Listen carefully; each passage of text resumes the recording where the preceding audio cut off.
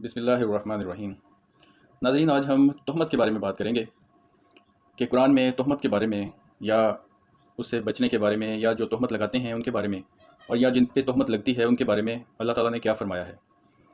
لیکن اس سے پہلے میں آپ کو حضرت یوسف علیہ السلام کا واقعہ جو آپ سب لوگ جانتے ہیں وہ بتاؤں گا کہ عزیز کی بیوی نے مصر میں عزیز کی بیوی نے حضرت یوسف علیہ السلام کو اڈاپٹ کیا۔ چھوٹا سا تھا، آہستہ آہستہ بڑا ہو گیا، جوان ہو گیا۔ عزیز کی بیوی کا دل آ گیا حضرت یوسف علیہ السلام پر، تو عزیز کی بیوی نے حضرت یوسف علیہ السلام کے ساتھ کوئی بے حیائی کرنا چاہی، تو حضرت یوسف علیہ السلام وہاں سے بھاگے۔ 7 دروازے تھے، آخری دروازے پہ ان کی شرٹ کو ہاتھ لگا زلیخا کا، اس کا نام زلیخا تھا عزیز کی بیوی کا، تو وہ پیچھے سے پھٹ گئی۔ اب سامنے عزیز کھڑا تھا، 7واں دروازہ کھلا تو سامنے عزیز کھڑا تھا، اور عزیز نے جب یہ سارا ماجرا دیکھا تو اس نے استفسار کیا کہ یہ کیا ماجرا ہے۔ تو عزیز کی بیوی نے فوراً اس پہ الزام لگا دیا کہ یہ خیانت کی ہے حضرت یوسف علیہ السلام نے۔ تو عزیز نے فوراً ہی اپنا گارڈ بلوایا، اس کو بلوانے کے لیے بھیجا، اور حضرت یوسف علیہ السلام کو اس نے کہا کہ اپنی پاک دامنی ثابت کرو ابھی، ورنہ اپنا سر اتروانے کے لیے تیار ہو جاؤ۔ تو حضرت یوسف اللہ تعالیٰ کے نبی تھے، عورتوں کے مکر سے بچنا بہت مشکل بات ہے عام انسان کے لیے، تو اللہ تعالیٰ کو معجزہ کرنا پڑا۔ پہلے تو اللہ تعالیٰ نے حضرت یوسف علیہ السلام کو وحی کی، پھر وہ ایک گود کا بچہ تھا جس نے بول کے بتایا، گواہی دی کہ اگر یوسف علیہ السلام کی قمیض پیچھے سے پھٹی ہوگی تو زلیخا گنہگار ہے، اور اگر سامنے سے پھٹی ہوگی تو یوسف گنہگار ہے۔ تو حضرت یوسف کی قمیض پیچھے سے پھٹی ہوئی تھی، تو وہاں پہ گواہی ثابت ہوگی۔ اللہ کو معجزہ کرنا پڑا حضرت یوسف علیہ السلام کو بچانے کے لیے۔ اگر کنڈیشن یہ ہو کہ تہمت لگانے والا اپنی تہمت سے پیچھے نہ ہٹے اور جس پہ تہمت لگ رہی ہے وہ بھی تہمت قبول کرنے کے لیے تیار نہ ہو، تو کیا ہوگا؟ تو فیصلہ قرآن کرتا ہے۔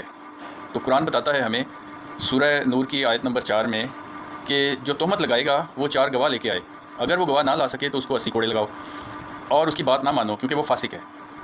اچھا، اگر یہ کنڈیشن پوری نہیں کرتا تو پھر اللہ تعالیٰ نے قرآن پاک میں ایک حلف بتایا ہوا ہے، جو کہ جس پہ تہمت لگی ہے وہ اپنی تہمت ہٹانے کے لیے وہ حلف دے سکتا ہے 4 بار اللہ تعالیٰ کی قسم کھا کے وہ کہے گا کہ میں قسم کھاتا ہوں کہ میں سچوں میں سے ہوں، اور 5ویں دفعہ یہ کہے گا کہ اللہ تعالیٰ کا مجھ پہ غضب ہو اگر میں جھوٹوں میں سے ہوں۔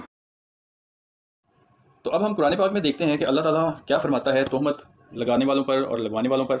اس کے لیے ہم سورہ نور کی آیت نمبر 4 دیکھیں گے، اس کا میں ترجمہ پڑھ دیتا ہوں۔ ترجمہ ہے کہ جو لوگ پاک دامن عورتوں پر زنا کی تہمت لگائیں پھر 4 گواہ نہ پیش کر سکیں تو انہیں 80 کوڑے لگاؤ، اور کبھی بھی ان کی گواہی قبول نہ کرو، یہ فاسق لوگ ہیں۔ اب یہاں پہ پاک دامن عورتیں لکھی ہیں، اگر عورتوں پہ الزام ہے، تہمت ہے، تو یہاں عورتیں ٹھیک ہیں۔ اگر مرد ہیں تو مرد بھی یہاں پہ ہو سکتا ہے کہ پاک دامن مردوں پر اگر کوئی تہمت لگائے اور 4 گواہ پیش نہ کرے تو انہیں 80 کوڑے لگاؤ اور کبھی بھی ان کی گواہی کو قبول نہ کرو۔ یہ تھی سورۃ نور کی 4 نمبر آیت۔ اس میں کنڈیشن تھوڑی مشکل ہے، 4 گواہ مشکل ہیں لانا تہمت دور کرنے کے لیے۔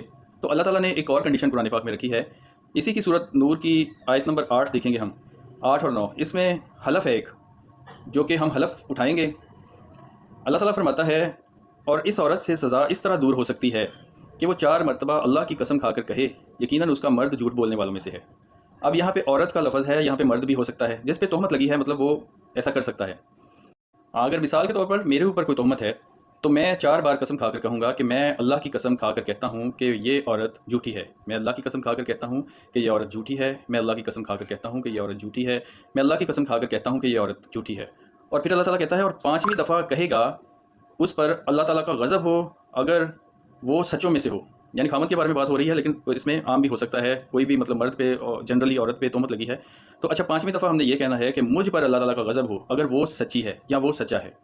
تو یہ حلف ہے قرآن پاک میں، اگر حلف اٹھائیں گے تو پھر اللہ اور اس کے بندے کا معاملہ ہو جاتا ہے، کوئی مانتا ہے مانے، نہیں مانتا نہ مانے۔